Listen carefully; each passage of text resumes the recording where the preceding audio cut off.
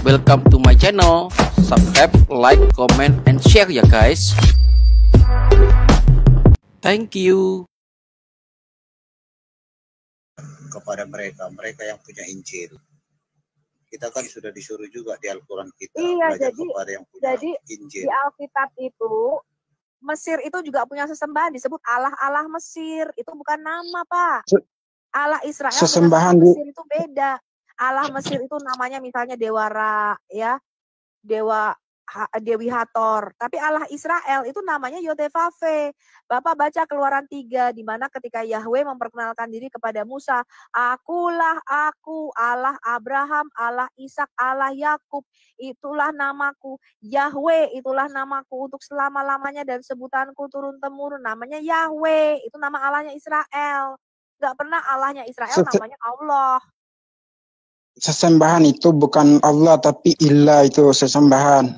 Allah itu nama Allah itu sendiri, bukan sesembahan itu. Iya, di dalam Alkitab kami Allah itu bukan nama, Pak. Aduh, sudah dibilang setan-setan Ya, itu di Alkitab kami disebut Allah. Injilnya. Setan-setan di dalam Alkitab kami disebut Allah. Roh orang mati di dalam Alkitab kami disebut Allah, para Elohim. Malaikat di Alkitab kami itu disebut para Allah, Pak. Bapak itu nggak ngerti Alkitab kami, makanya ceritakan Injilnya, Bu. Saya tidak perlu Tauratnya. Iya, saya tanya, Bapak tahu nggak arti kata Injil? Kalau Injil kan di Perjanjian Baru ya. Bukan. Injil. Arti kata Injil tuh loh. Di dalam Quran Bapak kan dikatakan kitab Injil, betul nggak? Arti katanya yang memberikan nama kitab Taurat, kitab Zabur, kitab Injil, yang memberikan nama itu siapa, Pak? Allah. Kalau Allah yang memberikan nama artinya apa? Bapak tahu nggak arti kata Injil? Tidak tahu. Karena tidak ada dia. Oh, Janet Eja. Oh, oke. Bocor, Miss Esther. Injil itu tidak pernah menjadi sebuah kitab, Pak. Injil itu artinya kabar baik. Ya. Arti kata Injil itu diambil dari bahasa Yunani, Angeleon. Jadi wanggil, jadi Injil dalam bahasa Arabmu. Injil itu bukanlah kitab. Iya, kalian ambil. Injil itu kalian ambil kata Injil juga itu dalam Al-Quran itu. Nggak ada kata Injil di bahasa Yunani juga tuh. Sudah? Iya kan? Kalian ambil di Al-Quran itu kan? Bahasa Indonesia itu memang menyerap bahasa lain, Pak. Di tempat kita kan nggak ada Injilnya. Kita dengar dulu. Jangan kepanasan, saudaraku, nggak boleh gitu. Kamu dengar dulu, orang kamu aku tanya arti Injil nggak tahu kok. Coba kamu yang jelasin deh. Kalau kamu bantah saya terus ketika saya menjelaskan, kamu yang jelasin. Saya tanya, saya cukur bulu ketek saya kasih kamu 1 miliar kalau kamu tahu arti kata Injil. Tunjukin sama saya di Quran arti kata Injil apa? Tunjukin sama saya. Udah Bu, jelasin aja Bu, jelasin. Iya, tunjukin kata Injil itu di dalam originalitas kitab kalian itu. Injil itu serapan, tahu nggak? Dari bahasa aslinya Alkitab kami Angeleon, Alkitab kami dalam bahasa Yunani Koine Greek. Ini orang nanya kalian tuh uclim ya, nanya sama ahli kitab dijelasin bantah. Saya suruh jelasin balik gak ngerti apa-apa. Heran saya sama kalian ini, umat buta huruf. Udah tahu kalian tuh umi, tidak mengenal kitab-kitab sebelumnya. Nanya kalian sama ahli kitab, saya jelasin, dengerin dulu pakai kuping. Saya cukur bulu ketek saya kalau kamu tuh tahu arti kata Injil. Udah Bu, jelasin aja Bu. Mungkin saudara saya tidak tahu. Oh iya pasti, karena dalam Islam Injil adalah kitab yang diturunkan kepada Nabi Isa ketika Nabi Isa masih nenen. Saya kasih kamu 1 miliar kalau orang Islam jawabannya bukan itu. Bukan, Injil itu tidak pernah diberikan kepada Yesus ketika Yesus masih bayi. Dia waktu lahir nggak pernah bawa kitab. Dialah Injil itu sendiri. Yesus itu adalah kabar baik itu sendiri. Kenapa ada kabar baik? Karena ada kabar buruk. Saya kasih tahu kamu kenapa Tuhan memberikan kabar baik kepada kita. Karena ada kabar buruk. Apa kabar buruknya? kabar buruknya adalah bersamaan dengan jatuhnya Adam manusia pertama ke dalam dosa, maka kita semua harus mati dan setelah mati masuk neraka. Surah Maryam 71. Karena upah dosa adalah kematian. Itu kabar buruk. Dia memberikan kita Injil atau kabar baik. Apa? Janji mengenai kedatangan seorang juru selamat penebus. Di mana di dalam Alkitab Perjanjian Lama, janji itu diulangi 350 kali. Nanti akan ada seorang keturunan manusia yang akan menjadi penebus dosa, yang akan mengeluarkan manusia dari maut, yang akan meremukkan kuasa dosa dan maut. Dan bahwa janji itu mengenai kedatangan anaknya yang secara daging diperanakkan menurut keturunan Daud. Ngerti? Nubuatan itu diberikan selama 1500 tahun sebelum Yesus dilahirkan, itu sudah dinubuatkan. Bahkan lebih dari itu hanya tulisan Alkitab ya. Nubuatan janji mengenai kedatangan Sang Mesias itu sudah ada pada zaman Adam. Ketika Adam jatuh ke dalam dosa, kamu baca Kejadian 3 ayat 15 di Alkitab Taurat kami. Akan ada seorang anak dari manusia, benih perempuan ini akan meremukkan kuasa dosa dan maut, meremukkan kepala ular ini. Itu adalah Injil yang pertama di kitab Taurat, Kejadian 3 ayat 15, catat. Injil itu sudah diberitakan oleh para nabi-nabi, yaitu janji mengenai kedatangan seorang penebus yang dinanti-nantikan bangsa Israel, yaitu Mesias. Kapan Mesias datang yang akan mengeluarkan kami dari kematian? Itu arti Injil, kabar baik. Nah kalian enggak, kalian itu Qur'annya kabar buruk. Surah Maryam ayat 71, kalian ditetapkan mati dan setelah mati masuk neraka semua kalian. Sudah tahu dikasih kabar buruk, dikasih Injil kagak mau kabar baik. Ya, malah dibilang Yesus itu diserupakan dasmu. Ya.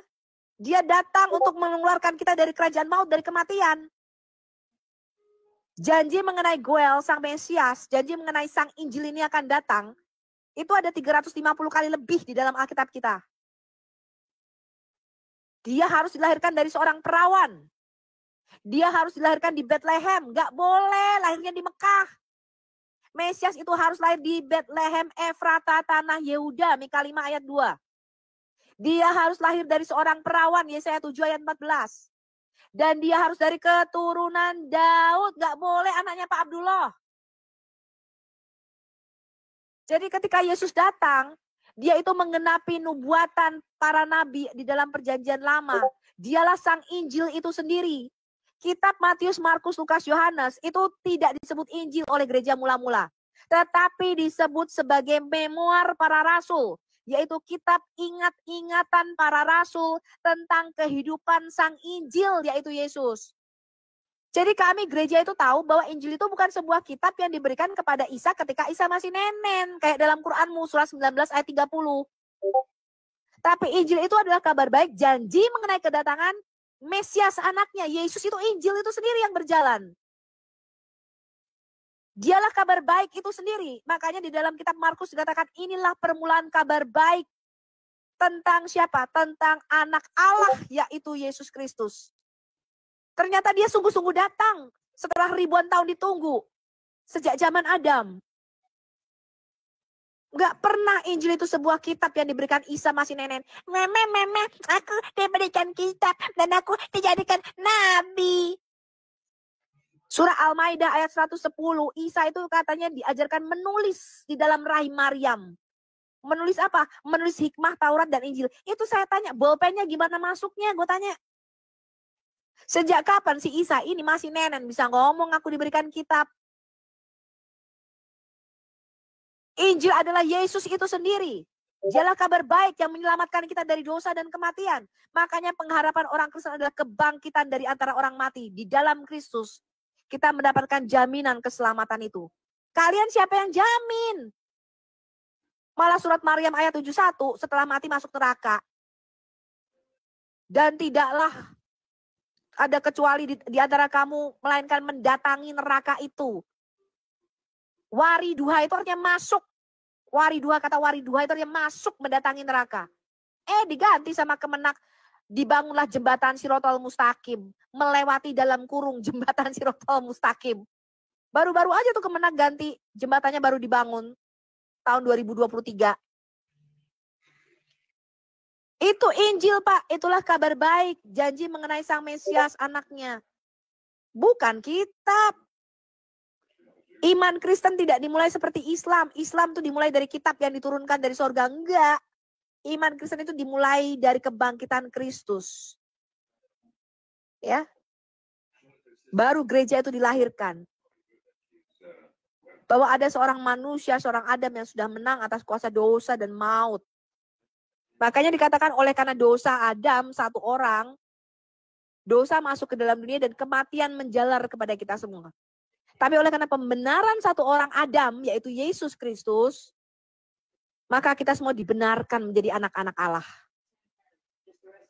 Nah, itulah Injil, kabar baik yang sejati, Pak. Bukan sebuah kitab. Melainkan Yesus itu sendiri. Ya, makanya Roma 1 ayat 3 menyatakan apa? Injil itu sudah diberitakan sejak zaman para nabinya di dalam kitab-kitab suci dalam perjanjian lama. Yang menurut daging nanti Mesias ini akan diperanakan dari keturunan Daud. Tetapi menurut roh kekudusan yang membangkitkan dia dari antara orang mati, dinyatakan dia adalah anak Allah. Jadi sama seperti Quran Mutu surah 4 ayat 171. Ya, Isa yang kamu samakan dengan Yesus itu adalah kalimatullah alkoha ila Maryam wal rohul minhu. Artinya adalah firmannya Allah, kalimatnya Allah, firman Allah yang diturunkan dalam rahim Maryam. Alkitab kami mengatakan Yohanes 1 ayat 14. Dan firman itu telah menjadi manusia. Makanya kami tidak percaya ada firman itu nusulnya jadi kitab. Yang kami percaya itu firman turunnya jadi manusia, bukan jadi sebuah kitab. Gitu, Pak. Ya. Ya, mau tanya apa lagi? Jadi Yesus itu firman Allah. Ya, firman Yahweh tepatnya ya, karena Allah kami namanya Yahweh. Oh. Jadi Yesus itu katanya jadi Tuhan juga ya, Bu? Iya dong. Lah kamu nggak tahu arti kata Tuhan. Jadi yang mengangkat manusia Yesus itu jadi Tuhan siapa? Bapaknya. Kamu baca Kisah Rasul 2 ayat 36. Jadi seluruh kaum Israel harus tahu bahwa Allah telah menjadikan Yesus sebagai Tuhan dan Kristus.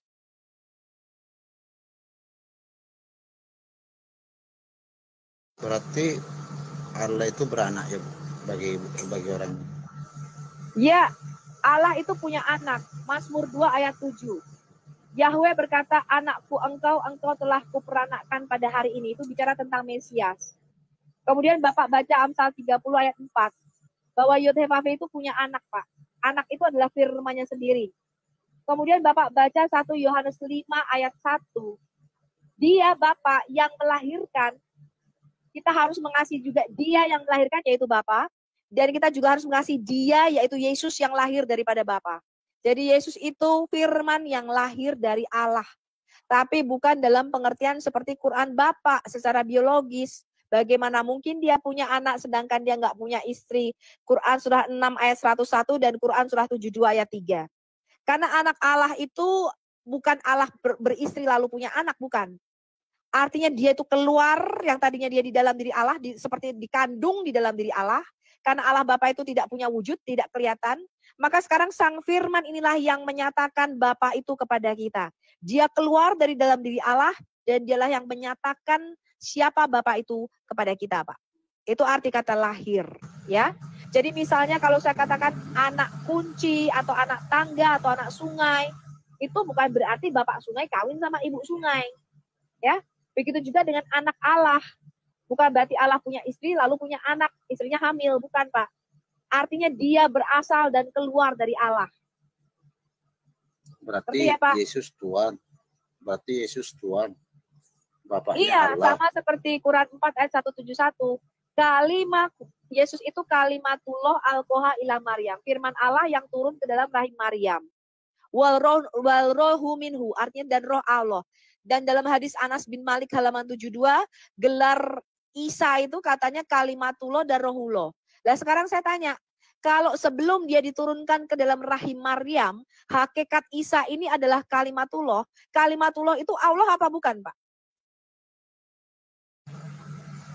Ya itu rahasia ilahi, Bu.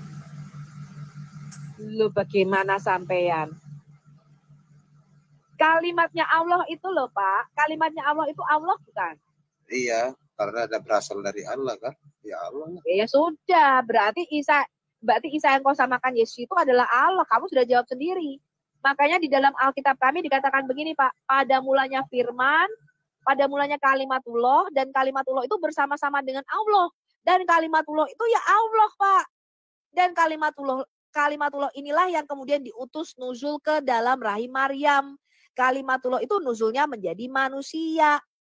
Yohanes 1 ayat 14, dan firman itu, kalimatullah itu menjadi manusia. Makanya Nabi Bapak berkata gelarnya Isa ini adalah kalimatullah dan rohullah.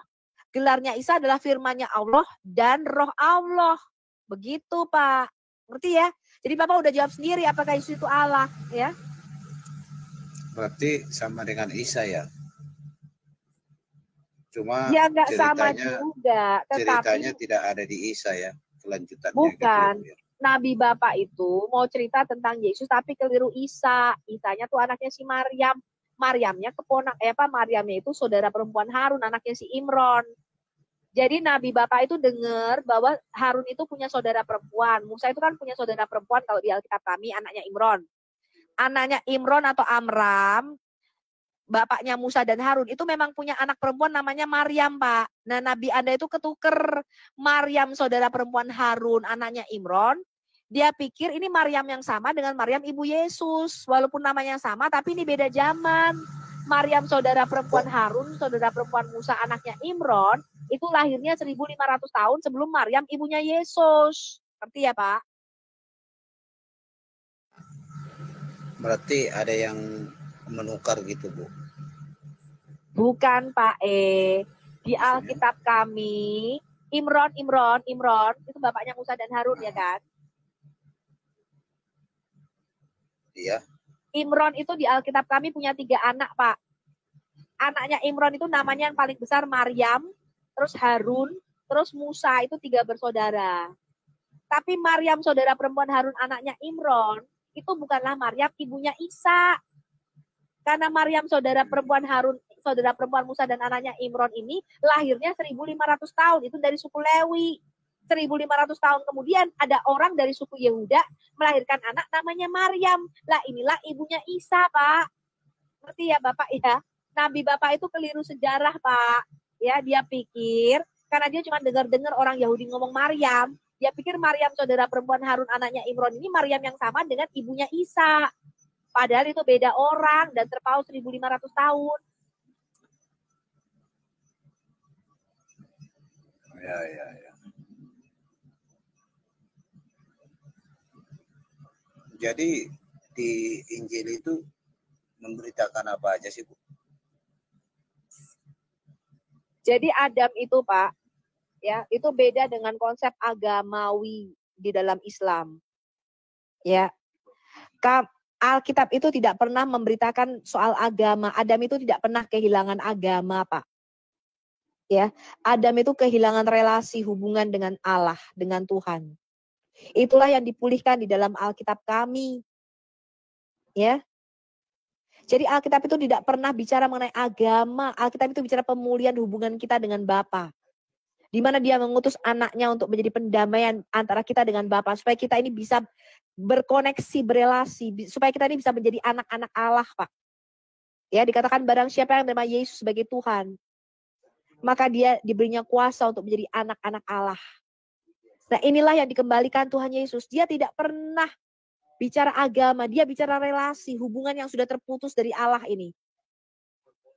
Sejak kita jatuh dalam dosa. Makanya ketika kita jatuh dalam dosa, kita tidak bisa lagi ketemu Tuhan, tidak bisa dengar suara Tuhan. Inilah yang dipulihkan oleh Yesus. Dengan darahnya di atas kayu salib, dia menebus kita. Dia mengeluarkan kita sehingga kita ini dilayakkan kembali untuk bisa menyebut Allah yang di surga sebagai Bapa. Kalau Bapak orang Muslim, Bapak itu nggak mungkin menyebut Allahmu itu Bapa. Tapi kami orang Kristen, kami menyebut Allah kami itu Bapa.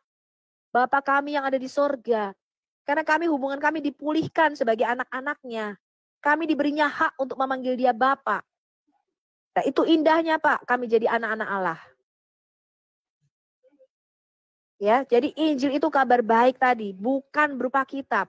Melainkan kabar baik bahwa kita ini semua mati. Bapak dan saya itu punya dosa dan mati. Jadi kalau konsep agama itu bicara penghakiman itu nanti di akhir zaman. Betul nggak, Pak? Ya, Bu. Tapi kalau Alkitab tidak, Pak. Penghakiman Allah akan dunia ini bukan nanti. Penghakiman Allah akan dunia ini itu sudah dijatuhkan di Taman di Eden. Kita semua sudah dijatuhi hukuman mati karena kita semua telah berdosa akibat Adam. Bersamaan dengan jatuhnya Adam. Kalau di kitab kami, Bu, itu di Al-Quran itu masalah surga itu enak-enak, Bu, semua.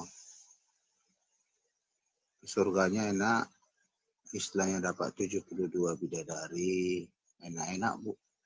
Iya, kalau surganya itu gimana? Nah, manusia itu di dalam Alkitab nggak diciptakan untuk surga, Pak. Nanti itu kalau Bapak baca Alkitab kami di kitab Wahyu, manusia itu dikembalikan lagi ke bumi setelah kebangkitan. Surga itu diciptakan bukan untuk manusia, tapi untuk para malaikat, untuk para penghuni surga, makhluk roh. Manusia itu diciptakan di bumi. Jadi manusia itu tidak pernah diciptakan untuk menghuni surga. Nanti setelah hari akhir, ya, maka semua ini akan dijadikan baru sama Tuhan kami. Namanya langit yang baru dan bumi yang baru. Dan manusia dengan tubuh kebangkitan yang baru itu bukan di sorga, Pak, tempatnya. Tapi dikembalikan lagi ke bumi. Manusia itu tempatnya di bumi, bukan di sorga. Ya, makanya kalau Bapak baca kitab Wahyu, Bapak baca dulu kitab Wahyu, manusia itu nanti akan memerintah di bumi, bukan di sorga. Karena manusia itu bukan diciptakan untuk menempati sorga. Sorga itu cuma sementara, karena kita makhluk roh, kita belum punya tubuh fisik, maka kita harus ilegal, kita harus keluar dari bumi ini sementara, yaitu menunggu di Firdaus. Sampai pada kebangkitan tubuh, di mana roh kita akan disatukan dengan tubuh kita, dengan tubuh yang baru pada waktu hari kebangkitan, dan kita akan memerintah bersama di bumi, Pak, bukan di sorga. Jadi nggak pernah orang Kristen itu ke sorga gambarannya. Sorga itu cuma menunggu sementara kita menunggu kebangkitan badan, sementara kita menunggu kebangkitan tubuh baru, Pak. Ya, karena itu Bapak harus baca kitab Kejadian.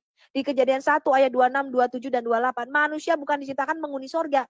Bumi, manusia itu diciptakan di bumi, memerintah di bumi, bukan di sorga. Ya. Nah, itu bedanya Quran Bapak dengan Alkitab kami. Bukan di sorga, di bumi. Manusia itu diciptakan dari debu tanah untuk menghuni bumi, bukan menghuni sorga. Sorga itu tidak boleh, Pak, untuk manusia, ilegal. Sorga itu tidak boleh, darah dan daging itu tidak mendapat bagian dalam sorga. Hanya makhluk roh yang bisa menjadi penghuni sorga. Ya, Bapak baca Alkitab kami. Sedangkan bumi Iya, itu Bu. malah enggak di bumi. Saya kasih ada penjelasan ya. Tapi mau tanya, Yesus kan naik dengan tubuh kemuliaan dia ke surga. Itu gimana, Bu? Ya, tubuh kemuliaan itu tidak sama dengan tubuh kita, Pak. Ya, dia itu punya hakikat ilahi dan insani. Ngerti Ya, tapi maksud kan saya? dia bisa disentuh dia waktu naik itu ya kan, Bu ya.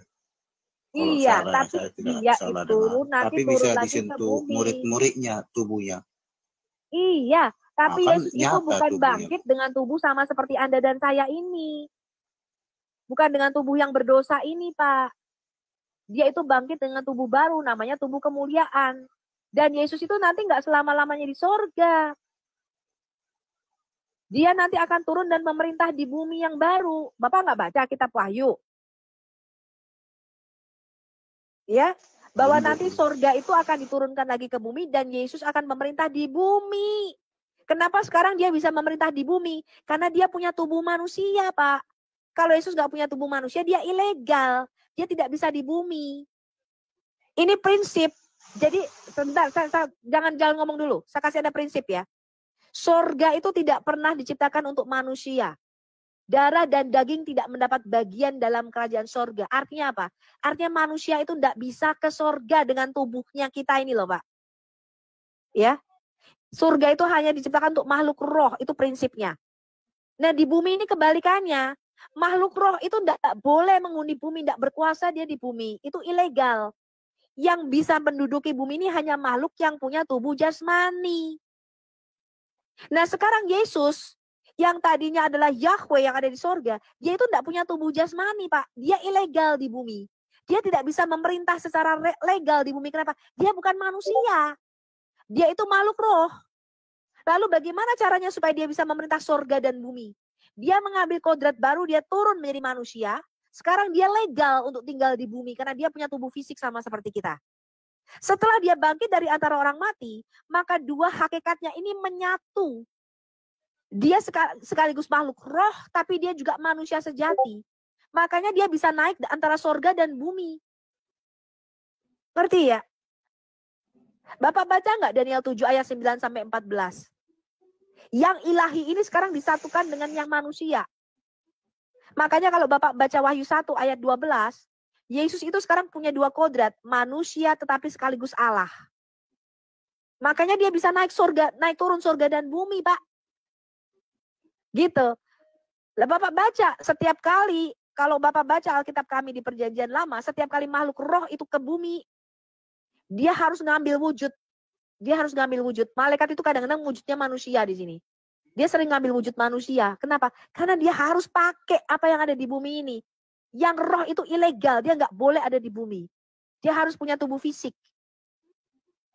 Ya, nggak boleh. Makanya Allah ketika masuk ke bumi, ketika mau melakukan sesuatu di bumi, dia harus memberitahukannya dulu kepada para nabinya, Amos 3 ayat 7. Dia tidak boleh langsung masuk. Kenapa? Karena bumi ini sudah diberikan kekuasaannya kepada makhluk yang mempunyai jasmani, yang mempunyai tubuh jasmani. Makhluk roh itu ilegal di bumi ini, nggak punya kuasa. Jadi Tuhan itu ketika mau memberikan keputusan di bumi, dia harus bekerja sama dengan manusia. Ya, nah itu prinsip. Jadi kekristenan itu tidak pernah bicara nanti mati masuk surga. Surga Firdaus itu sementara menunggu kita nggak punya tubuh jasmani, menunggu sampai kebangkitan badan. Karena kita nggak punya tubuh kita dimakan cacing ketika mati, cuman adanya roh, maka roh kita ini nunggu di dalam dimensi roh. Nanti ketika kebangkitan tubuh, kita dikembalikan lagi ke bumi yang baru, bukan di sorga. Orang Kristen tidak pernah diciptakan untuk sorga.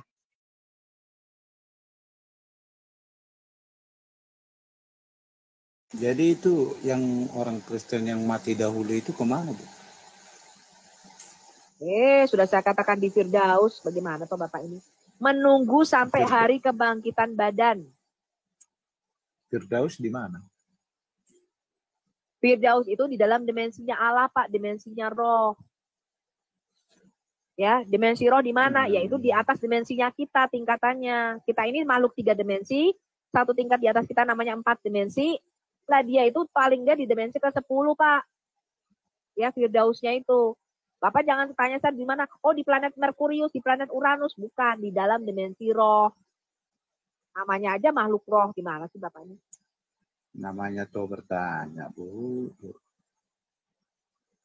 Berarti kan di kitab Ibu kan di kami kan diciptakan surga dan bumi. Apa di tempat Ibu juga diciptakan surga dan bumi? Oh iya dong. Pada mulanya Allah menciptakan surga dan bumi. Kejadian 1 ayat 1. Jadi surga itu kalau nggak diciptakan untuk kita, untuk siapa dong? Untuk para makhluk roh. Baca Mazmur 89. Para penghuni surga.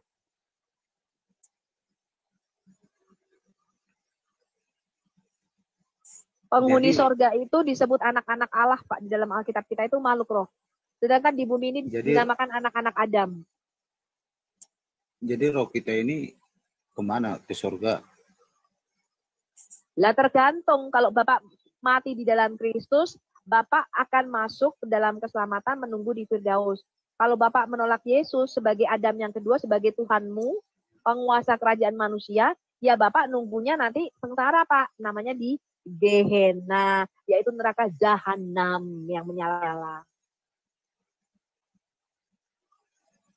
Kalau di tempat Ibu, neraka itu di bumi kan?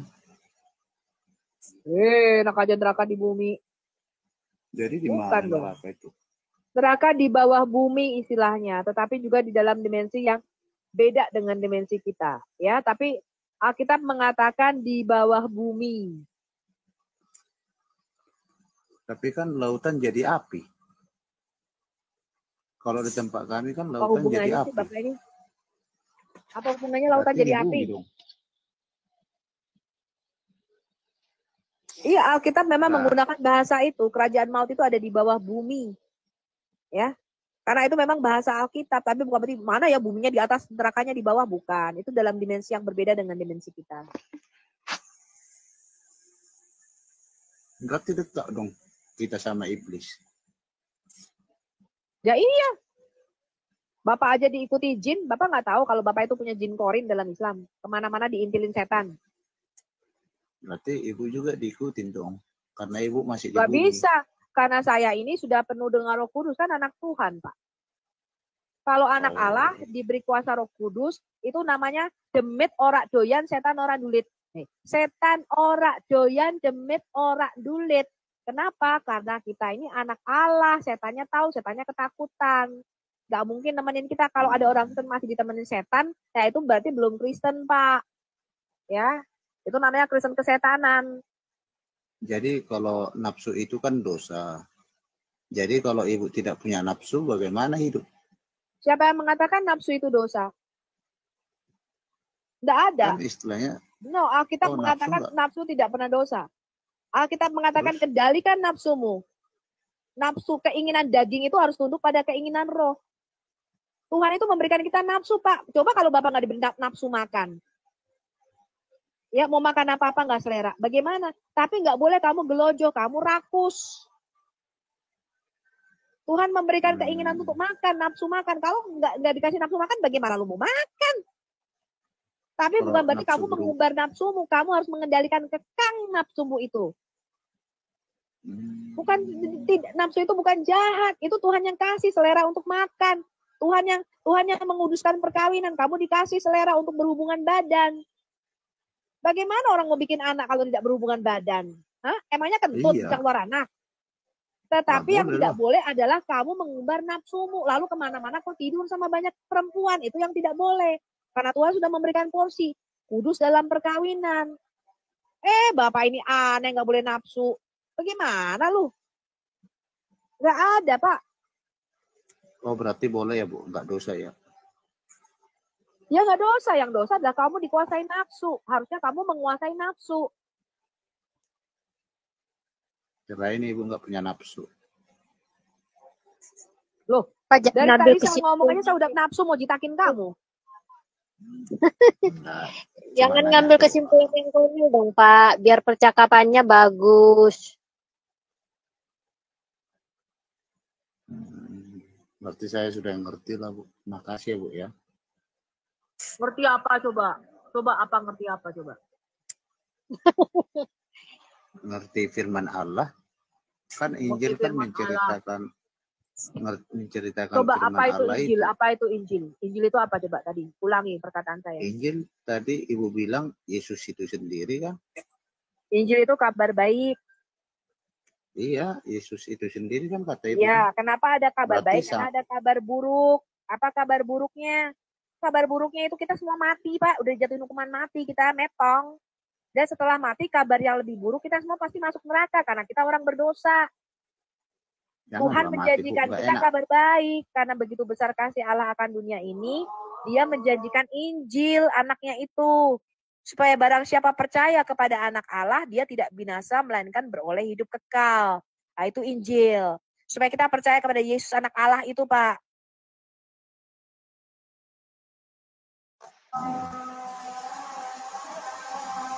Berarti percaya kepada anak Allah. Iya, kenapa? Karena Adam yang pertama itu sudah jatuh dalam dosa. Maka Allah harus mengembalikan citra atau gambarnya. Berarti anak Allah itu menjadi anak Adam Allah itu kekal, Bu. Iya dong, bagaimana? Sudah diutus dari atas. Berarti jadi dua dong. Apanya yang jadi dua? Ya kan ada anaknya, ada bapaknya, kan dua jadi ya. Aduh, bukan cuma dua, rohnya ada 7. Roh Allah itu ada 7, Pak. Bapak baca Yesaya 11 ayat 2, Wahyu 1 ayat 4, Wahyu 4 ayat 5, Wahyu 5 ayat 2. Bukan cuma 2, rohnya aja 7. Mau bilang berapa? Ya, kalau roh kan nggak bisa didefinisikan. Loh, Allah kita itu roh. Bagaimana mungkin roh Bapak bisa hitung? Bagaimana mungkin Bapak bisa menghitung sesuatu yang metafisika yang roh? Nggak bisa. Yalah, Saya kalau tanya. dunia roh, Ya, Dunia saya roh kan Bu tanya. udah kacau. Saya tanya, ketika di Quran Bapak dikatakan kalimatullah alquha ila Maryam. Kalimatnya Allah itu turun ke dalam rahim Maryam. Saya tanya, di surga Allah kehilangan kalimatnya enggak? Ya enggak lah. Ya sudah, dari tadi udah dijawab sendiri juga, udah jelas harusnya Bapak. Iya, ibu aja sih nafsu banget. Saya ini sudah mengendalikan nafsu saya, pengen getokin Anda loh.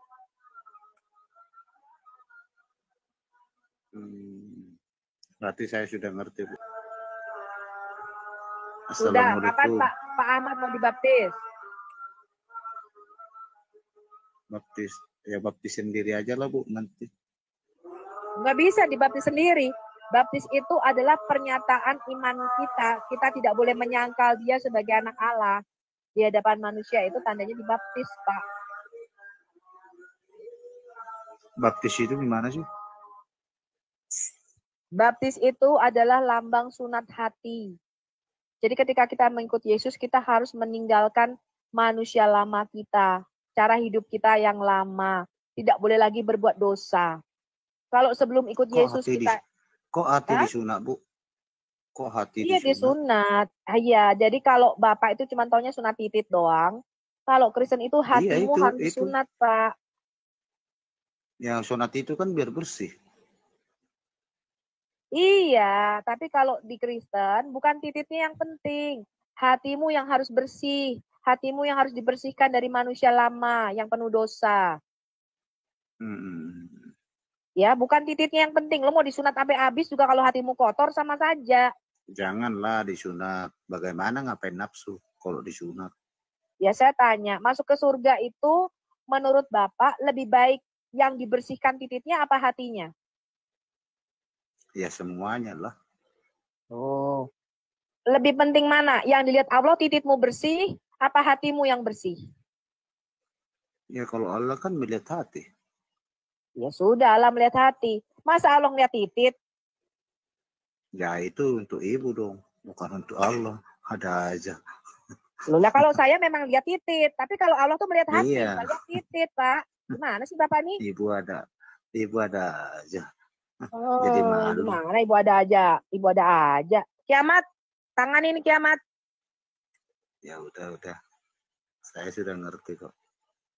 Ya udah Bu ya. Assalamualaikum. Bapak itu mau kemana sih buru-buru amat ngejar oplet? Udah jam 3:30 ini Bu. Ya Bu ya. Assalamualaikum. Ya, Waalaikumsalam. Nanti besok datang lagi ya Pak.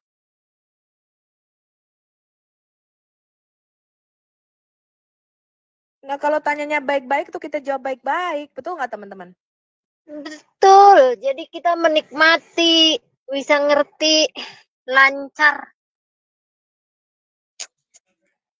Itu dong teman-teman. Naik lagi yang lain. Nanya ya kayak Bapak tadi.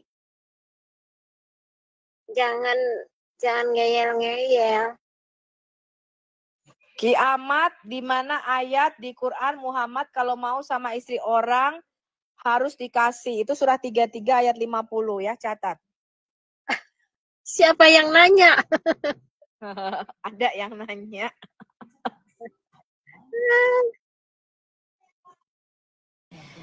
Oh ya, siaran ini di-live-kan langsung di channel Debat Al Hayat Indonesia dan juga di channel Al Hayat Islamologi ya. Jadi salam buat teman-teman yang di YouTube. Semoga Anda menikmati percakapan kami dan Anda mendapatkan faedah, manfaat dan barokah daripada Tuhan. Ibu Sofi, jangan lupa di subscribe ya. Jangan lupa di subscribe Al Hayat. Al Hayat Rasuliah. Oh ya, ini channel baru ya? Ya, Al Hayat Rasuliah channel. Oh, channelnya Pak penginjil TikTok. Itu channel kopi-kopian saya itu. Iya betul. Al Hayat Rasuliah. Ya, ini channel yang diserupakan ya. Ya, betul. Mohon di subscribe ya teman-teman ya. Thank you. Ya, di subrek supaya langsung 1000 bisa live. Ya. Terima kasih. Keren. Al Hayat Rasuliah teman-teman ya. Jadi Iya betul. Ya, adalah channel yang diserupakan ya. Pinteran tapi banget keren, namanya keren kan? Al Hayat Rasuliah bagus kan? Ya. Pinteran amat sih milih nama. Nebeng nama biar orang buka Al Hayat pasti ada Al Hayat Rasulia, ada Al Hayat Indonesia begitu. Wawan sebentar, Bunda Korla nih kalau mau naik sekarang bisa ngobrol sama Bu Sofi. Sudah Korla nanti bukan ngobrol tapi rungkat ini Rum. Kenapa rungkat, kan dia orangnya enggak biasa. Mana Bunda Korlanya? Memangnya Bunda Korla ngikutin Sofiatul. Mana orang yang nggak ada di bawah? Tapi keterlaluan juga ya kalau Bunda Korla nggak kenal Sofiatul. Udah nomor 1 loh, ini daftar teratas loh saya. Iya bener. Nomor 1 kalau Pak Menahem Ali sampai jumpa Litan. Daftar TO. Masa nggak kenal apologet nomor 1 teratas di Indonesia Raya. Target utama. Langsung orang-orang pada ngomong begini, sombong. Assalamualaikum. Sombong. Waalaikumsalam. Alaikum Pesem Hamasya. Ada ya? Baik. Iya, mau jemput dia nanti. Saya mau tanya ini ke bapak-bapak dan ibu-ibu semua. Ya, silakan Pak. Iya Pak. Ya, Bapak Muslim, Kristen, Hindu, Buddha, ateis, agnostik, kepercayaan. Saya penyembah Islam, Bu. spaghetti. Saya Islam. Ya, silakan Pak Roni. Iya, Pak. Dari tadi saya simak, Pak. Sepertinya para ibu-ibu dan bapak-bapak di sini semua membenci Islam, benarkah? Enggak. Oh, enggak. Alhamdulillah kalau tidak Pak Hos. Saya hampir ketakutan tadi. Enggak apa-apa enggak. Kita kan di Indonesia ini kan hidup bareng senegara Pak, soal kebencian. Alhamdulillah. Justru kalau seperti kami itu, ini Pak. saking sayangnya loh sama kalian, maka kami beritakan kebenaran. Kan kalian tadi mendapatkan kabar buruk. Makasih. Betul nggak? Mana ada ngurus dari dulu juga kau kusuruh. Itu suara siapa? Itu jalan Enggak juga bergerak. Sok-sok banyak duit ngurus orang. Pak Merdeka. Oh iya, ngamuk-ngamuk kelihatan dengeran orang. So, apa sih itu ocap-ocap? Banyak duit. Lanjut tuh. Lanjut Ya. Pak Roni. Kita semua ya Pak Roni ya, saya kasih tahu Anda. Saya sebelum diselamatkan Tuhan Yesus, saya juga nggak tahu kepastian saya Pak. Bahkan saya nggak tahu saya bakal selamat apa enggak. Dan saya juga nggak tahu apa. Saya dulu percaya mungkin ada Tuhan, tapi saya juga nggak tahu Tuhan itu ada apa enggak. Karena saya juga nggak pernah ketemu. Jadi kita semua ini orang berdosa. Setuju nggak Pak Roni? Setuju, Pak. Setuju banget, Bu. Karena saya merasa manusia itu tempatnya dosa. Iya, makanya ketika saya diselamatkan Yesus, orang bertanya, kenapa kok panjang salib itu besar? Katanya, ya karena dosaku besar. Karena aku dosanya paling besar, aku bilang. Aku manusia yang tidak layak diselamatkan, tapi Tuhan pilih aku. Dan untuk itulah aku memberitakan Injil supaya orang lain mendapatkan keselamatan yang sama.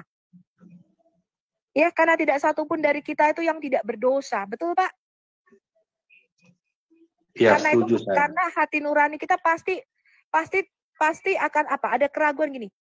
Kok mana bisa? Allah itu suci, kudus. Aku ini orang berdosa. Ya, nggak mungkin aku lepas dari dosa. Sehari-hari saja aku kadang bikin dosa, baik sengaja maupun tidak. Siapa yang bisa lepas dari hal itu? Makanya kita nggak ada kepastian di sini. Aku selamat apa enggak? Nggak tahu kalau ditanya. Tergantung Tuhan. Ya, itulah yang saya rasakan. Dulu saya berpikir begini, urusan agama itu nggak usah fanatik, biar orang tuh sendiri-sendiri. Ada banyak jalan menuju Roma, itu pikiran saya dulu Pak, sebelum ketemu Yesus. Jadi kalau ada orang menginjili saya dulu, kamu udah kenal Yesus belum? Saya bilang nggak usah terlalu fanatik lah lu sama agama, gue bilang. Orang itu mah sendiri-sendiri jalannya. Tapi setelah saya kenal Yesus, saya diselamatkan, ketemu Tuhan, saya dengar suara Tuhan, baru saya itu bisa punya nafsu untuk menginjili. Jadi dulu Pak, waktu saya lahir baru, orang kalau dekat saya, ya sampai bilang ini, kau jangan dekat-dekat Sofiatul, nanti kau diinjili katanya. Dosen saya 2 yang bertobat. Dan teman-teman saya banyak sekali yang bertobat. Saya tiap pagi dulu berdoa Pak, keliling kampus, tiap pagi Pak. Sampai persekutuan doa itu bisa berdiri di situ. Sampai dosen saya bertobat, sampai pemuda-pemudi itu banyak yang datang bertobat. Kenapa? Karena saya dulu nggak pernah peduli sama orang lain, Pak. Saya cuek. Tapi ketika saya ketemu dengan Tuhan Yesus, saya bisa berdoa untuk teman-teman saya. Mereka datang ke saya. Mereka minta nasihat saya. Ya, padahal mereka kalau deket saya kata, ih jangan deket-deket sama Sopiatu, ntar diinjilin. Tapi begitu ada masalah, datangnya ke saya. Amin, ya? amin. Bahkan saya dulu mau dibuang sama keluarga saya, Pak, karena masuk Kristen. Lalu saya bertanya sama Tuhan, sebentar. Saya bertanya sama Tuhan, Tuhan, kenapa katanya aku ini jadi anakmu? Aku masuk Kristen kenapa bukan tambah mudah, tapi tambah sulit? Aku kehilangan teman-teman aku kehilangan orang tua aku kehilangan keluarga aku.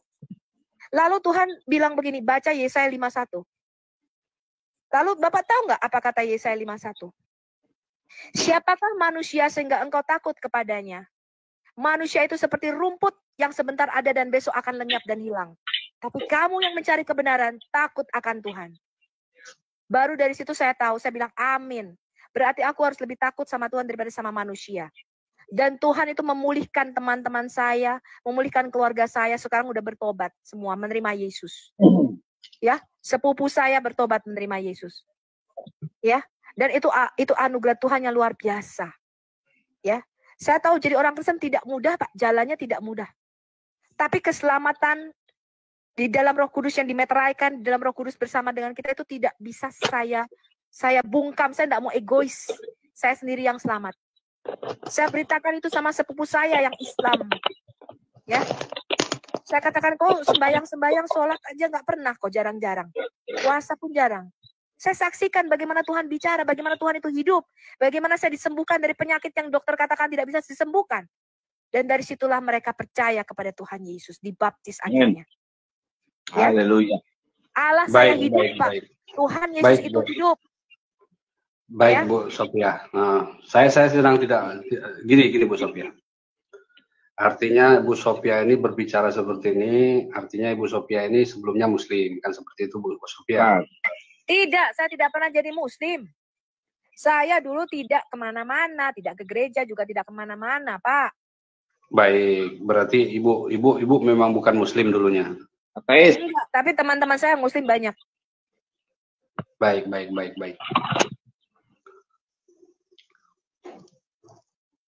Jadi Ibu berkata kalau di Kristen itu jaminan itu masuk surga, itu artinya seperti itu kan Bu? Iya, ketika Anda lahir baru, maka Anda akan menerima Roh Kudus. Dan dikatakan Roh Kudus itu adalah meterai dan jaminan keselamatan kita sampai Tuhan Yesus datang lagi yang kedua kalinya.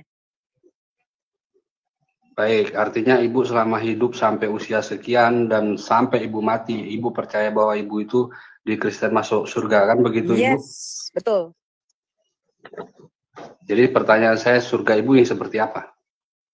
Nah, tadi Bapak nggak dengar lagi jawaban saya. Manusia kekristenan itu tidak pernah menjanjikan kita selama-lamanya di surga. Tadi Bapak dengar nggak penjelasan saya sama Pak Ahmad? Oke, tapi barusan Ibu bilang bahwa Ibu percaya bahwa Ibu nantinya masuk surga, kan gitu? Iya, saya gitu, menunggu di Firdaus, Pak, sampai kebangkitan badan. Ada 2 tempat penantian kita. Yang satu, Alkitab mengatakan ada 2, Pak, tempat penantian kita sebelum kebangkitan tubuh. Yang pertama adalah Firdaus. Itu tempat di mana dikatakan pangkuan Abraham.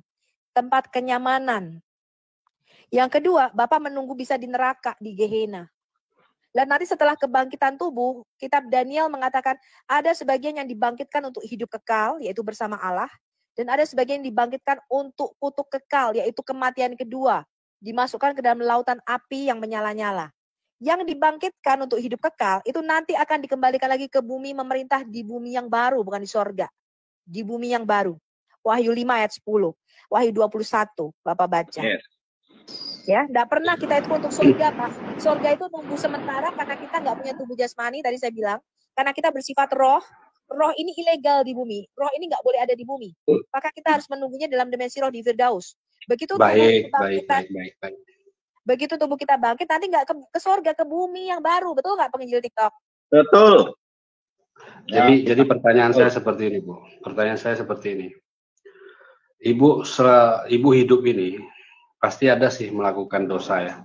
Karena manusia itu tempat dosa, seperti awal ibu bilang sama saya tadi, manusia itu tempatnya dosa. Nah, seperti apa dosa ibu nanti? Kalau ibu berani mengatakan bahwa ibu itu langsung ke surga lah, menurut ibu lah Firdaus lah, seperti itu.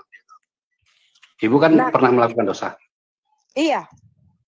Jadi begini Pak ya, yang ditebus oleh Yesus itu bukan ketika kita mencuri, kita berzina, kemudian Yesus yang nanggung dosanya, bukan.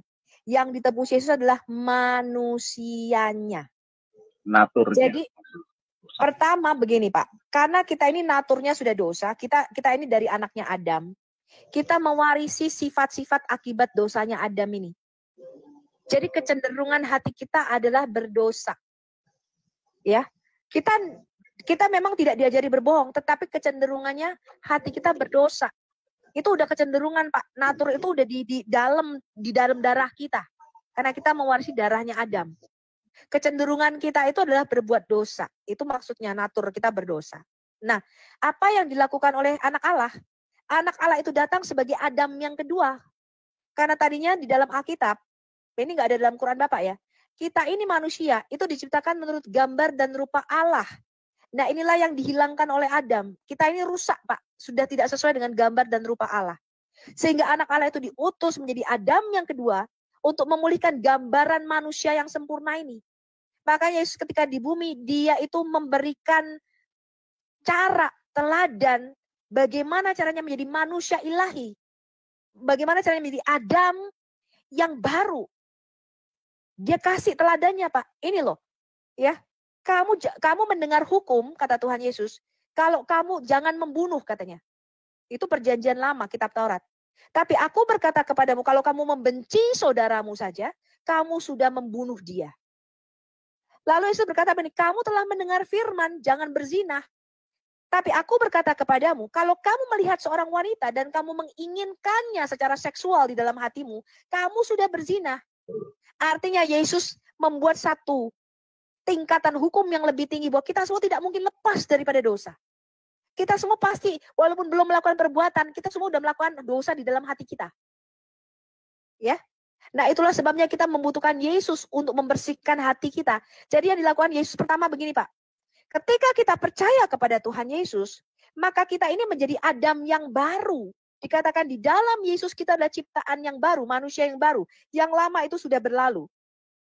Nah dalam manusia yang baru yang sudah diperbaharui sesuai dengan gambar kaliknya, maka dia mengembalikan apa yang hilang dari Adam yang pertama, yaitu Roh Kudus. Nah Roh Kudus yang di dalam kita, ini yang memimpin kita dalam seluruh kebenaran dan kehidupan. Ketika kita mau berbuat dosa, dulu gak punya rem kita. Tapi begitu ada Roh Kudus, jangan loh, kamu anak Tuhan loh, gak boleh lakukan itu, kamu dosa. Itu ada Pak di dalam hati saya. Jangan. Gini Bu, yang saya tanyakan tadi. Sebentar. Ya. Kamu kan bertanya bagaimana tentang dosa-dosa saya kan?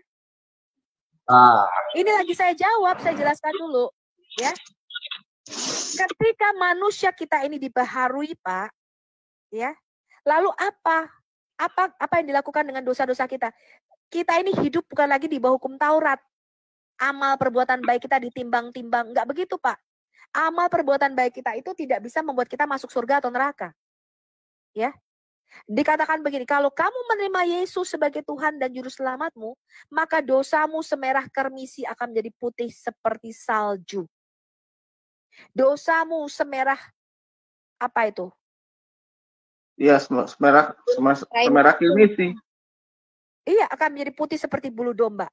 Dan dibuang jauh-jauh. Daud berkata begini, sejauh timur dari barat, engkau membuang dosaku. Tiada kau ingat lagi kesalahanku. Daud berkata begini, berbahagialah manusia yang ditutupi kesalahannya, diampuni segala dosa-dosanya. Haleluya. Lalu di dalam pandangan Allah sekarang bagaimana? Karena Yesus sudah menjadi manusia, dia punya kodrat manusia. Maka kita punya perwakilan seorang manusia di dalam kerajaan sorga, imam besar kita. Nah Allah itu tidak melihat kitanya Pak, Allah itu melihat imam besarnya. Selama Yesus tidak berdosa dan kita ini disatukan, dikatakan kita united, kita tuh akan bersembunyi di belakang Yesus. Yang dia lihat itu manusia Yesusnya, bukan kitanya. Ya. Nah, itu Bapak harus belajar prinsip kerajaan dan prinsip imam di dalam Alkitab kami. Dikatakan Yesus sekarang menjadi pengantara di hadapan Allah. 1 Timotius 2 ayat 5. Ya. Dia menjadi pengantara antara Allah dan manusia. Dia menjadi imam besar kita. Sekarang kita punya seorang manusia yang mewakili kita di hadapan Allah. Betul, Miss Esther? Betul itu, Bu.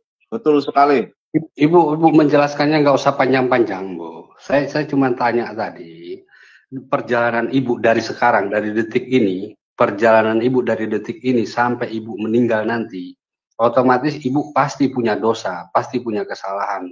Ibu sadari atau enggak, pasti ada gitu. Nah, itu gimana gitu? Pertanggungjawaban Ibu gimana gitu loh.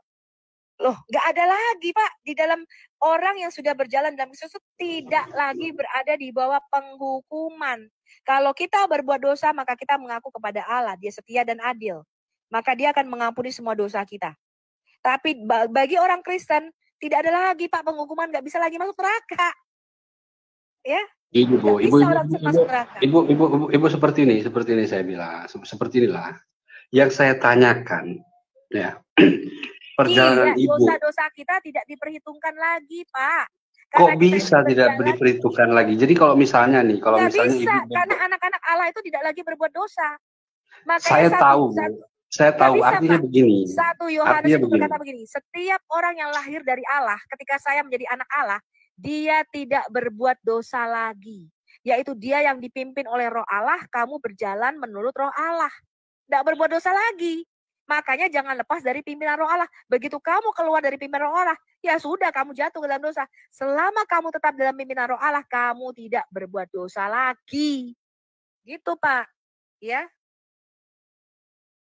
Gini Bu Aliat. Bu Aliat, dengarkan baik-baik pertanyaan saya. Ya Bu Aliat. Jadi, saya sudah jawab, Pak. Orang Kristen itu tidak diperhitungkan lagi, Pak, dosanya. Kok enak kali, Bu. Baru. Kok enak sekali. Jadi gini misalnya. Kita sudah hidup di dalam pimpinan Roh Kudus. Kalau kamu keluar dari pimpinan Roh Kudus, ya kamu jatuh dalam dosa. Ya. Itu ada ayatnya, Pak. Roma 8 ayat 1 sampai 2. Betul nggak, penginjil TikTok? Ya, betul. Bagi kita tidak ada lagi penghukuman, yaitu bagi kita yang ada di dalam Kristus Yesus. Penginjil TikTok jangan betul aja. Betul ya. Saya tahu persis, Pak. Saya tahu. Saya membetulkan gini. Yang berjalan di dalam roh dan tidak berjalan di dalam daging. Gak ada lagi penghukuman bagi orang Kristen. Nah, kalau kamu keluar dari pimpinan Roh Kudus, nah ini kamu udah jatuh. Bagaimana kalau kamu jatuh? Minta ampun sama Tuhan kembali. Yes, itu dia. Gitu caranya, Pak. Jadi maksud Ibu, seandainya nih saya dibaptis, misal nih saya dibaptis dan saya masuk Kristen hari ini kan gitu kan, misal. Nah, perjalanan hidup saya ini kan masih panjang. Saya nggak tahu juga, mungkin sampai ke 70 tahun, ke 60 tahun lagi kan gitu kan. Nah, selama perjalanan saya ini nggak mungkin saya tuh nggak berbuat dosa. Nah, itu apa itu nggak dicatat, Bu? Apa itu langsung saya itu langsung nggak ada? Enggak. Gini, Bapak keliru prinsipnya. Bapak itu pikir yang diampuni itu perbuatan dosa kita, bukan, Pak. Jadi ketika dibaptis, ketika kita lahir baru, menerima Yesus sebagai Tuhan, itu kita itu diberikan kemampuan untuk berkuasa atas dosa. Ngerti maksud saya? Bapak ini tidak mudeng. Jadi ketika kita itu lahir baru, ya, kita itu dipenuhi oleh Roh Kudus, kita itu diingatkan sama Roh Kudus, Pak, untuk tidak berbuat dosa. Kalau dulu misalnya hidup lama kita sebelum, saya kasih ada contoh ya. Contohnya nih di Yohanes 8 nih, dulu berzinah nih seorang wanita nih, ada seorang wanita berzinah, ya, berzinah. Kemudian dia ketemu Yesus, dia lahir baru, dia menerima Yesus sebagai Tuhan dan Juru Selamat, dia berhenti dari perzinahannya, maka dosanya tidak diperhitungkan lagi, ya. Saya paham di situ, Bu. Saya paham di situ. Maksud saya, pertanyaan saya ke depannya setelah ini Ibu ini kan sudah menjadi Kristen yang taat. Dengarkan tidak bisa berbuat dosa lagi karena Bapak itu belum punya Roh Kudus, makanya Bapak belum berkuasa atas dosa. Bapak dikuasai dosa. Kalau Bapak punya Roh Kudus, ketika Bapak mau berdosa itu diingatkan sama Roh Kudus, Pak. Begini. Tadi kan dengarkan dulu, Bu. Dengarkan dulu. Tadi ibu berkata seperti ini. Nah ini kan saya laki-laki ya. Saya melihat Agatha misalnya. Agatha ini seksi kan gitu kan. Agatha seksi misalnya. Saya melihat Agatha. Saya sudah jadi Kristen ini. Saya melihat Agatha. Agatha itu begitu seksi gitu. Nah, ibu bilang tadi saat kita melihat seseorang wanita yang kira-kira seksi, kita sudah sama berzina. Artinya itu kita kan sudah dosa. Sementara saya sudah Kristen, kan seperti itu. Artinya tidak boleh, Pak. Iya, Artinya saya tidak paham. boleh. Iya. Kalau melihat saja, kalau melihat saja. Sebentar Penggil Dito, biar aku jawab. Ya. Bapak ini masih nggak mudeng-mudeng. Bapak itu ketika Saya lahir nggak baru, mudeng atau ketika ibu yang nggak mudeng? dibaptis, itu tidak lagi bisa berbuat dosa. Keinginan itu nggak ada, Pak. Saya kasih Anda contoh ya. Sebelum dibaptis, Anda perokok. Ketika Anda lahir baru, Anda punya Roh Kudus. Keinginan itu nggak ada. Sebelum dibaptis, Anda itu seorang pezinah. Setelah Anda dibaptis menerima Yesus, Anda lahir baru, Anda penuh dengan Roh Kudus. Keinginan berzina itu hilang, Pak. Iya. Bapak itu nggak mudeng-mudeng. Hilang tapi bukan berarti tidak berbuat dosa kan? Nggak ada lagi keinginan, saya sudah bilang. Bapak itu gimana? Makanya Bapak itu belum mengalami apa yang namanya lahir baru. Ya. Bapak itu belum mengalami itu. Ya. Dulu sebelum lahir baru, misalnya pemabok, pengadat. Begitu dia menerima Yesus, dia lahir baru nih.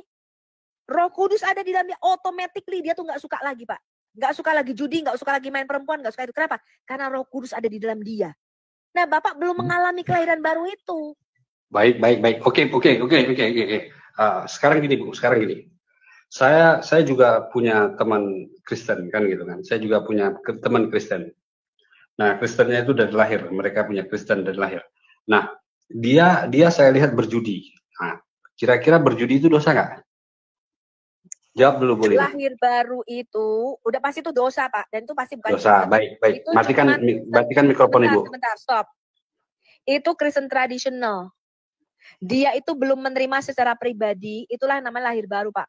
Mengikut Yesus itu bukan karena kelahiran kita dari keluarga Kristen. Orang mau lahir keluarga Kristen, mau bapaknya pendeta, kalau dia tidak lahir baru, tetap saja tidak masuk kerajaan sorga. Bapak baca Yohanes 3, syarat masuk kerajaan Allah diselamatkan, itu bukan lahir dari keluarga Kristen atau dari anak seorang pendeta. Betul nggak penginjil TikTok? Betul sekali.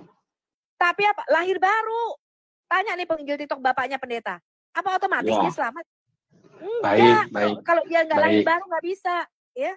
Baik, artinya tidak ada jaminan untuk Kristen itu masuk surga kan, Bu? Loh, jaminannya ada ngawur. Jaminannya ada kalau kamu menerima Yesus sebagai Tuhan dan Juru Selamat. Bukan lahir dari keluarga Kristen. Kamu gimana sih? Jadi orang Kristen itu bukan karena dia lahir dari keluarga Kristen, ataupun karena KTP-nya Kristen, ataupun dia anak pendeta, bukan. Kristen itu artinya menerima Yesus sebagai Tuhan dan Juru Selamat pribadi. Itu keputusan kamu pribadi. Bukan karena kamu lahir dari keluarga Kristen, kamu otomatis bisa selamat. Tidak. Syarat keselamatan itu bukan lahir dari keluarga Kristen, ataupun KTP-nya Kristen, ataupun anak pendeta Kristen. Bukan, Pak. Syarat keselamatan adalah percaya di dalam hatimu dia adalah Tuhan, dan percaya dan mengaku dengan mulutmu dia mati bagi dosamu dan bangkit pada hari yang ketiga. Lalu dia dibaptis dan dia dipenuhi Roh Kudus. Itu syarat keselamatan, bukan lahir dari keluarga Kristen, Pak. Bagaimana Bapak ini? Amin, haleluya. Iya, itu artinya kan nggak semua yang sudah beragama Kristen itu masuk ke surga. Iya, karena Kristen itu bukan agama. Kristen itu hubungan. Bapak mau ngaku-ngaku KTP-nya Kristen juga, kalau Bapak nggak punya hubungan pribadi dengan Tuhan, nggak bakal diselamatkan. Itu yang saya tanyakan tadi, Bu. Artinya. Tadi juga itu udah dikasih tahu, Pak. Gini Bu Esther, gini Miss Esther. Artinya begini, kan saya tanya tadi ke Ibu Arayat, Bu. Artinya kalau Ibu ini sekarang ini perjalanan Ibu ke depannya, itu kan Ibu pasti berbuat dosa, pasti itu karena Ibu ini bilang tadi dasarnya kita tuh manusia tempatnya salah itu dosa gitu loh. Nah, saya tanya, kalau Ibu selama dari sisi perjalanan pasti ada berbuat dosa. Nah, itu tempat Ibu di mana? Gitu. Aduh Pak, sudah dikatakan kalau berbuat dosa itu minta ampun. Dosa orang Kristen tidak diperhitungkan, sudah dibilang. Selama kamu itu penuh dengan Roh Kudus, kamu hidup berjalan di dalam Roh, kamu tidak berbuat dosa lagi. Roh Kudus itu akan ingatkan kamu, Pak. Aduh, Bapak ini bagaimana? Baik. Terus Bu, saya mau tanya. Terus kalau yang agamanya Kristen, yang berbuat salah, yang kayak Ibu bilang tadi, itu tempatnya kemana kalau mereka mati? Loh, Kristennya lahir baru enggak? Kristen dari anak bapaknya Kristen, dia lahir gitu.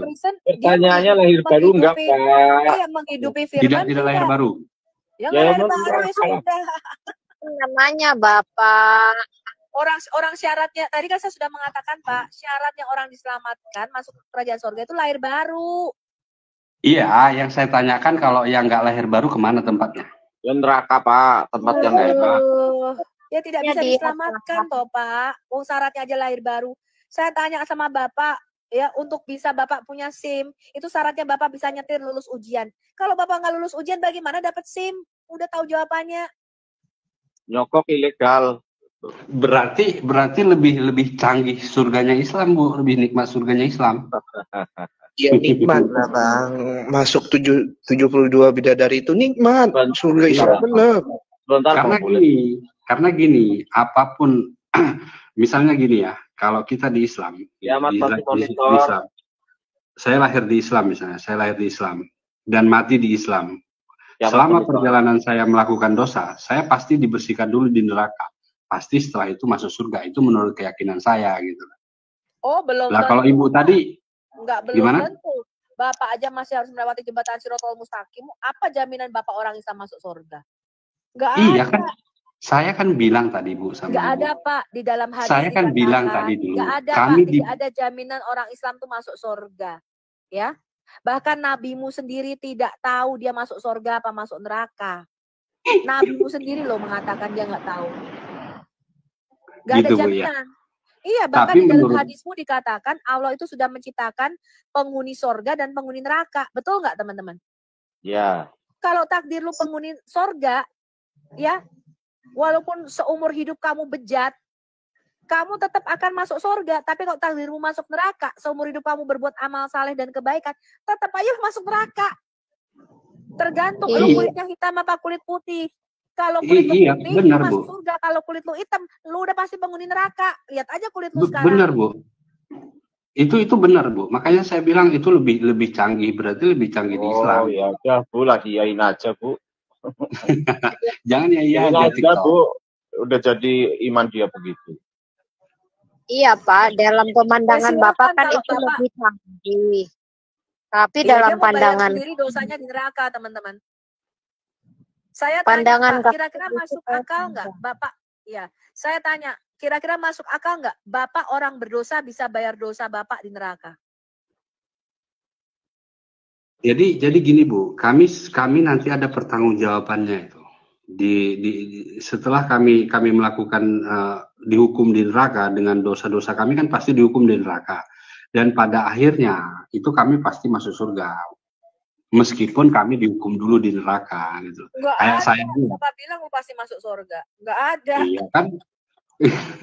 Itu kan menurut ajaran saya, Bu. Ada, Bapak. Kata pasti itu dari Allah Bapak tidak ada, Pak. Begitu. Ya, cobalah kalau ada cariin kasih ke kami. Ya udahlah kalau gitu saya masuk neraka aja nggak apa-apa, Bu. Saya udah cari ndak ada, Pak. Ya kalau Bapak ada sih kasih aja ke kami. Kebetulan saya juga nggak ada, Ibu. Saya di tempat saya di neraka. Ya. Makanya, Pak. Muhammad Jadi aja nggak yakin kok dia selamat apa enggak. Bahkan dia juga nggak tahu apa yang terjadi pada dirinya. Gampangannya begini, Pak. Upah dosa itu adalah mati. Ngapain ngikutin yang mati yang nggak jelas? Ikutin Tuhan Yesus yang sudah pasti bangkit dari antara kematian. Artinya dia sudah pasti ke sorga. Sekarang ini duduk di sebelah kanan Allah Bapa di sorga. Ngapain gua ngikutin yang nggak jelas? Iya. Di samping itu, Pak, kalau kita minta bukti, itu nggak ada bukti dari Allah Subhanahu wa Ta'ala. Satu pun nggak ada, Pak. Bukti apa itu, Bu? Haleluya. Bukti dia itu benar-benar ada. Enggak ada, Pak. Itu aja dulu. Jadi Baru maksud Ibu, berikutnya kita tahu kata-katanya dia. Kalau dia udah terbukti ada, baru kata-katanya dia kita pertimbangkan. Kalau dia aja belum ada bukti dia benar-benar ada, bagaimana kita mau mempertimbangkan kata-katanya? jadi gini Bu, Ya. jadi gini. Kalau kita bilang bahwa dia benar-benar tidak ada kan gitu, tidak ada bukti kan gitu kan. Jadi memang kalau secara ini memang kita tidak bisa buktikan, tapi dengan kalimat la ilaha illallah itu udah kita udah jelas tahu bahwa Allah itu ya ada gitu loh.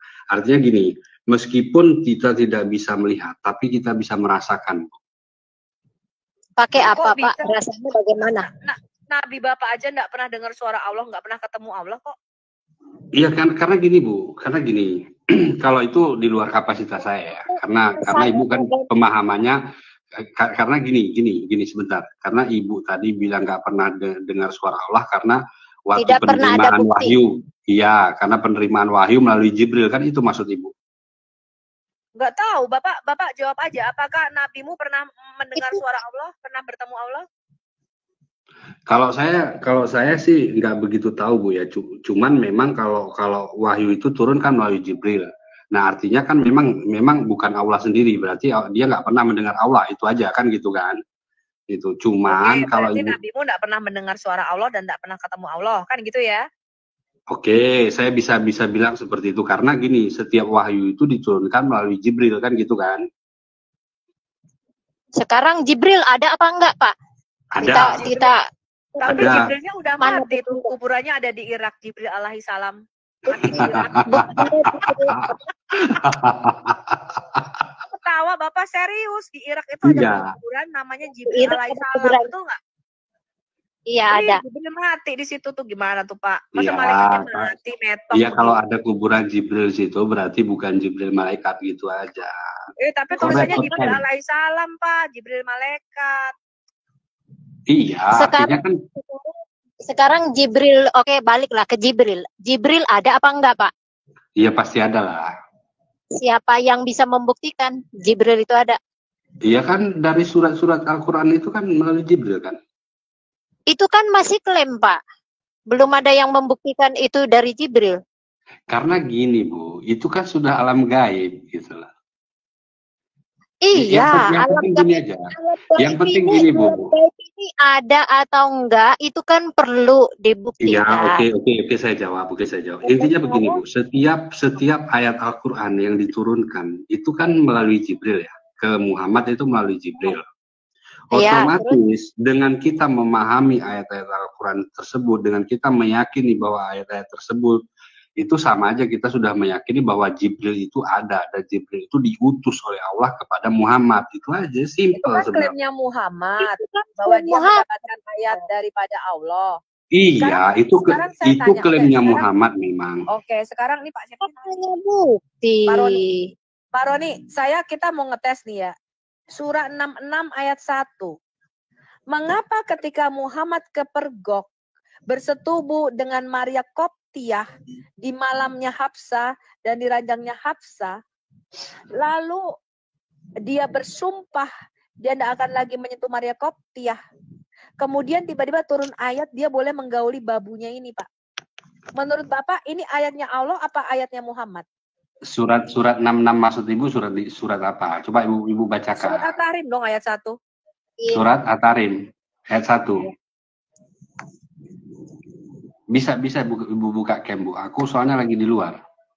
Mau nggak bisa saya nggak punya hak untuk buka cam. Oh yang gitu. Bisa di kiamat itu. Artinya begini, itu kan itu surat kita kan gini Bu, itu surat kan diturunkan kan sesuai keadaan atau bisa dibilang kita nggak bisa tafsirkan asal-asal gitu loh Bu. Iya masa cepet banget turunnya Pak, begitu kepergok langsung turun ayat. Nanti saya baca Ibu ya ayatnya ya, karena saya masih di luar. Iya, terus Iya, Atarim, saya pernah itu dengar dari Kiamat itu tentang apa namanya menikahi siapa ya? Saya pernah itu dengar Nggak dari ada Kiamat menikahi. itu. Dia kepergok Bukan lagi wik sama Maria Koptia. Maria Koptia nggak pernah dinikahi, orang budak kok dinikahi. Akad Iya, budak Mas. itu bukan akad istri, Pak. Kalau seorang budak itu mau diperistri, dia harus dibebaskan dulu dari perbudakannya. Karena begitu dia akad budak, itu artinya boleh digauli. Itu sekaligus. Bapak baca dong hadis-hadis Bapak. Bapak baca syariah Islam Bapak. Ya, ke seorang budak itu halal, Pak, untuk digauli. Makanya TKW Indonesia yang ke Arab itu udah pasti hamil. Karena itu udah termasuk akad, Pak. Saya tanya pembantu saya, kamu kalau misalnya kamu ke Arab, kerja di Arab, jadi pembantu di sana, kamu mau disetubui sama tuannya? Ya, iya sih. Itu memang udah begitu halal. Itu yang diajarin Ustadz kamu. Iya. Kalau itu larinya ke personal. Kalau itu larinya ke personal.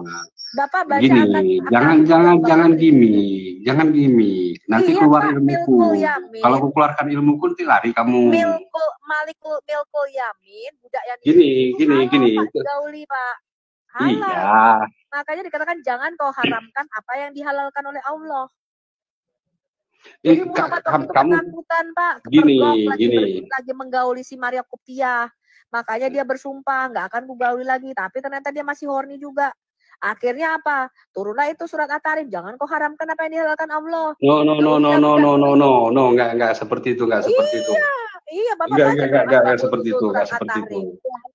Kiamat tolong bukain. Sampai Hafsah mengatakan begini, apa di malam giliranku diranjangku.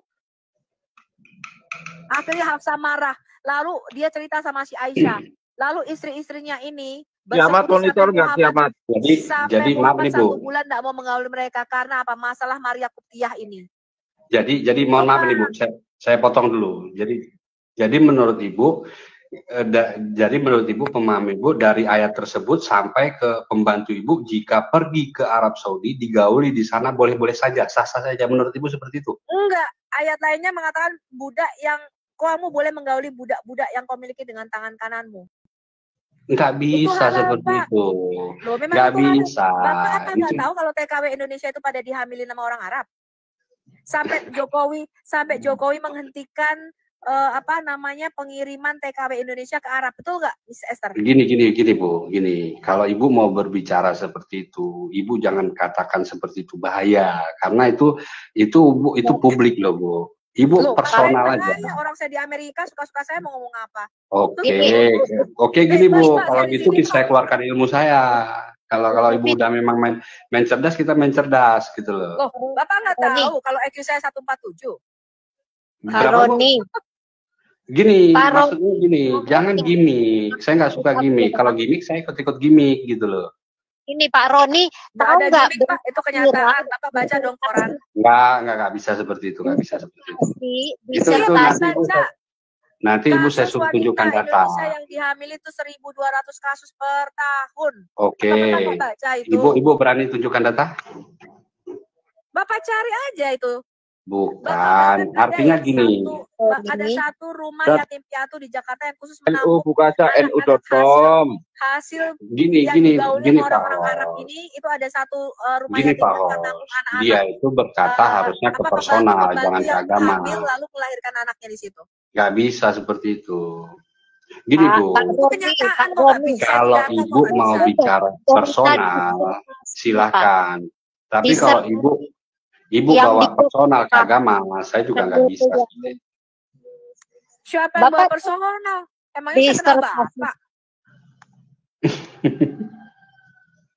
Bapak lihat dong kasus-kasus TKW yang dihamili orang Arab itu perkataan Allahmu di dalam Quran. Budak itu karena gini Bu, setiap ayat yang turun itu tergantung dengan apa sih asbabun nuzulnya gitu. Jadi nggak bisa kita langsung ayat ini karena ini nggak bisa. Contoh surah 66 ayat 1 ketika Muhammad itu menggauli Maria Koptiah, kepergok sama si Hafsah, lalu si Muhammad sumprit, gua nggak bakal lagi nyentuh Maria Koptiah.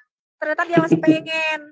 Lalu dia turun ayat nih, jangan haramkan yang dihalalkan Allah.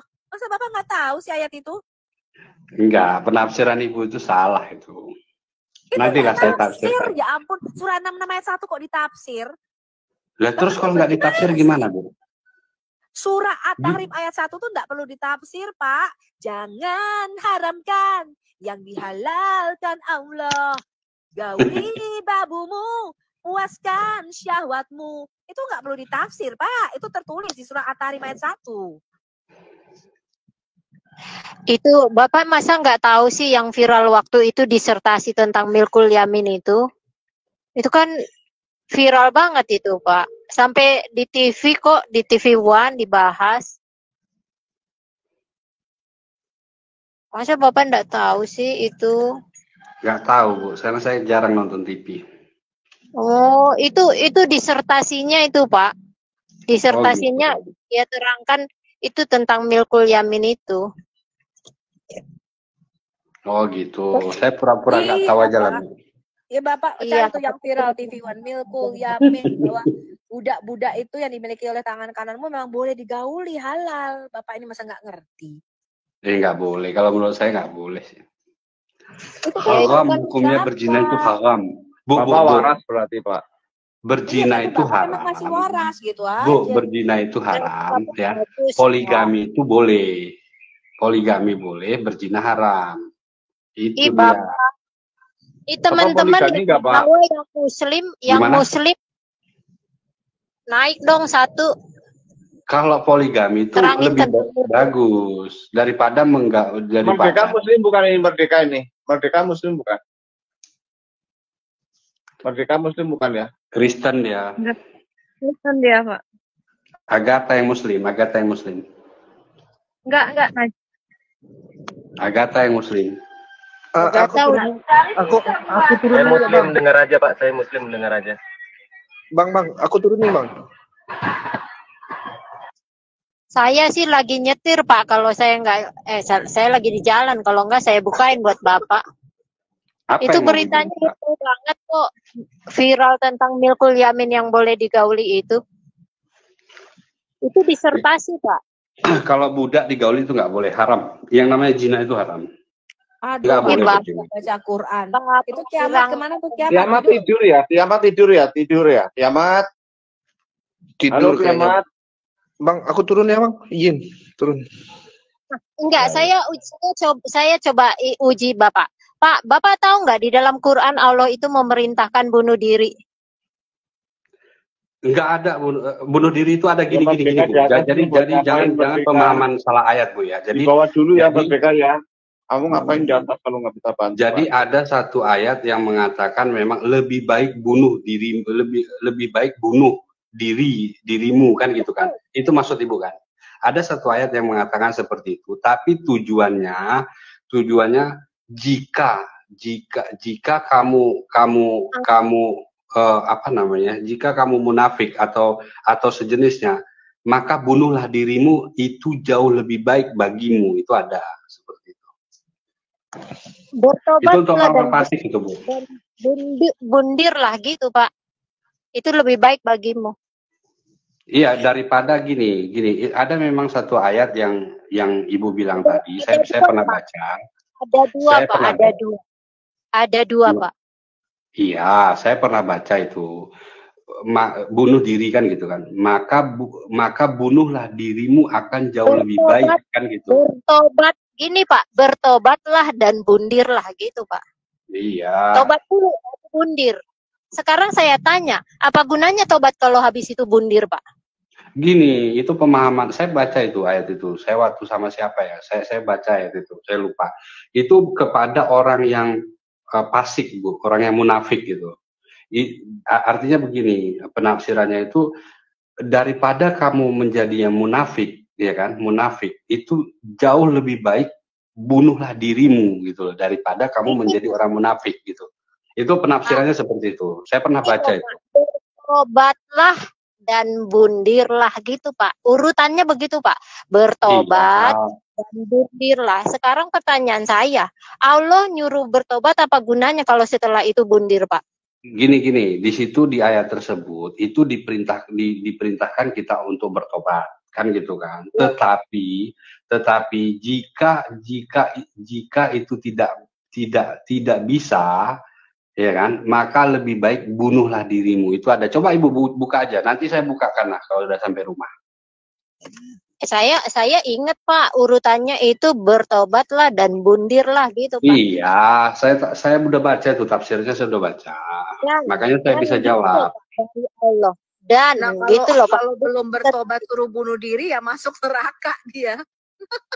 Jadi gini Bu Bu Miss Esther. Udah bertobat habis itu bundir, bukankah bundir diajab? Karena ada juga bundir diajab. Gini Bu Esther, jadi ayat tersebut jangan ibu salah tafsirkan seperti itu gitu. Saya nggak nafsir loh Pak, justru saya terima apa adanya yang dari sono. Gini loh Pak, menurut Bapak lebih baik saya terima yang dari sono atau yang tafsirannya orang atau yang dari Allah? Sekarang gini, artinya ibu tahu ayat tersebut kan gitu kan? Saya tahu.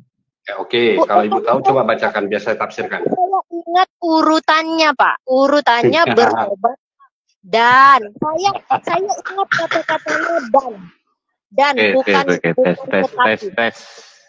Nggak bisa seperti itu Bu. Jadi teman-teman sebelum dilanjutkan ya, di woro-woro dulu.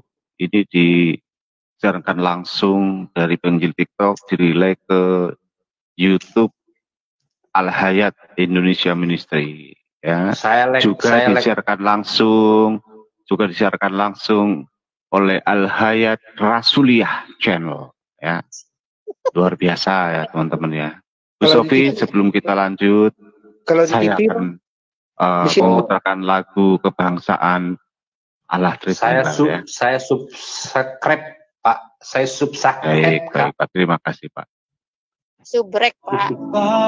Ya, pura-pura bodoh aja Allah Bapa, hormat bagi anaknya,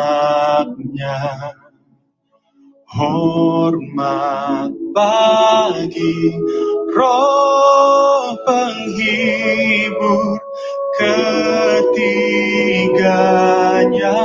yang esa. Haleluya, haleluya, ketiganya yang esa. Hormat bagi Allah Bapa, hormat bagi anaknya, hormat bagi Roh penghibur ketiganya yang esa. Haleluya, haleluya, ketiganya yang esa. Haleluya, haleluya, ketiganya yang esa. Haleluya, haleluya. Bapak Ibu Saudara, welcome to my channel. Subscribe, like, comment, and share ya guys. Thank you.